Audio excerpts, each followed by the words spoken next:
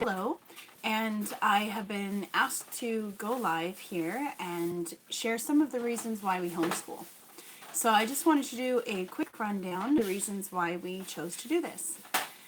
Now, you may have seen in my introduction that both my husband and myself were teachers in the public school system. So we are, I guess, traditionally trained in basic or standard educational practices for the North America area. And we saw very quickly how the system was failing. Kids are managing to get through grade 12 and they can't read. And kids that are brilliant are not being challenged, and they're left to just kind of fester, and it's very sad because they end up hating learning when they're the ones absolutely who should be celebrated so much. And the kids that are behind are just often given up on by the staff. So that was the initial reason why we considered homeschooling, and my husband was very adamant about it and asked me to promise him that our children would never set foot in a public school. So that said a lot coming from a master teacher with 33 years of experience who actually helped rewrite the Alberta curriculum. So one reason why we choose to homeschool is so that you can taper the learning to the abilities of each kid. And now I know everybody says the same one, but it is true. So you don't have to hold a child back if they're way beyond what their grade level should be, and you don't have to stress out a child who maybe is not quite up to par. And it's interesting also because the public school thinks of grade level in everything, in all subjects. And for those of us as adults, we know that not everybody thinks and learns the same way. So one child may be very advanced vocabulary wise and language and writing and reading, whereas another child is very mathematically inclined. And certainly, if you think about it, it's such a bizarre idea that learning would be this amount of information in each subject per age of the child. So if you think about it, it's really very an unnatural way of learning. So we've evolved a lot as homeschoolers, and we are still in process to evolve. So I'm hoping that we can keep going and sharing some of the things we've learned over the years. Another reason why we homeschool is obviously I am very determined that I want to be a very strong influence in my children's life. And that's not to say that I am the marker of all things in character and person that I choose to be or want to aspire to be. But I don't want my children shaping their way of thinking and their way of being on other children. And you know it's true. We tend to gravitate to those that are very different from the norm from us. So girls love the bad boy, and the boys are intrigued by the bad girl, and I don't want that to be the case for my kids. I'm hoping to instill some reasoning and some thought process so that they can evaluate their own friendships and relationships on a more in tune, a more reasonable way of thinking and gauging how that friendship will build them up versus be one that will change them for the worst or tear them down. Another reason why we wanted to homeschool is wasted time. We are not a homeschooling family that sits down from 8:30 to 3:30 and does homeschool work. We tend to do a lot of it on the run or sit down just for brief periods of time. And we still manage to come out way ahead of the public system. So that's very important to me as well.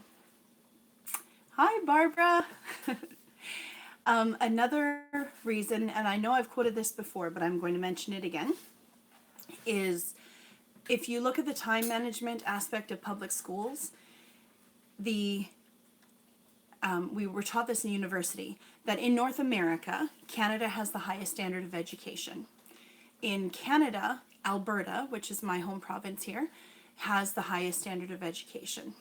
So we're living in the place where the public school is the best in all of North America.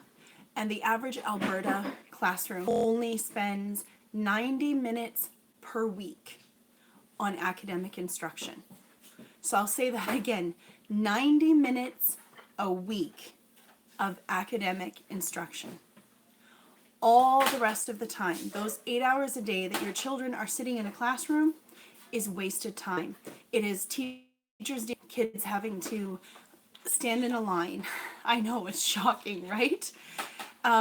Dealing with reading challenges and moo chugs and pink shirt day. That is wasted time. That's not what they're there for. And I mean, now you've got these walkouts in the States and stuff. Teachers are telling your kids how to think. And that's not okay for me. So I want my kids to become thinkers on their own. And I want my children to spend their time being children and discovering their own passions. Because what excites me is not going to be what excites them. And I want them to know that that's okay. And if we were to sit 2 hours of actual instructional time, we're ahead of the entire public school for the entire week. And if you think about it, if those kids are in that classroom for 8 hours a day, 5 days a week, and then they come home and some kids are latchkey kids or others are in an after-school program until the parent gets off at 6, and then you usher them home and they go do their homework while you're making dinner, and then you have dinner together, and then they have to have a bath and go to bed. Really, who's raising your children? It's not actually you. I mean, even if you spend the entire weekend dedicated to time, quality time with your kids, statistically, it doesn't balance out. The public school is still raising your child, still shaping their thinking, still determining what values they should hold as priority and what kind of person they should be. Here in Alberta, they introduced in 2008 the No Zero policy. So what this means is that no child can be graded for anything. I'm sorry, I'm a hand talker. That is not curricular. So you cannot drop a grade for attendance. You cannot drop a grade for attitude, etc. And my husband fought this adamantly because he felt that we were shaping citizens, and they said, no, it's not our job, that's the parents' job. So kids very quickly learned that they could come to school because we were told to give them that we feel that they could have earned. So kids would come to school for the first month, really apply themselves, pull off like a 98 average, and then drop out of school. They will complete the year with a 98% average because they have shown that that's what they're capable of. You cannot dock them for missed work. You cannot dock them for missed classes because that's not curricular. So I guess the theory of it was potentially had some possibility, but kids outsmarted it. We dumb everything down so much for kids nowadays that it really shows that the kids, they figured out the system and how to work around it right away. I did grade 11 in California, and I can tell you in my college prep class in my junior year, the things we had to do in like algebra is what we do here in Alberta in grade 5. And the stuff we do here is dumbed down. If you look at Laura Ingalls and what she was expected to know much younger and in her head and by memorization, the entire educational system is being dumbed down. No child left behind. Well, it's because all the children are being left sitting in the mud. So we homeschool so we can pull them out. We can pull them out of this. We actually were asked to test a new curriculum journal for a certain company, and my 12-year-old daughter did this core journal that was supposed to last her for an entire year in 4 days. So she's now designing curriculum herself, and of course I will be going through and helping her with the process, but that is a child who's going to help other children. And she knows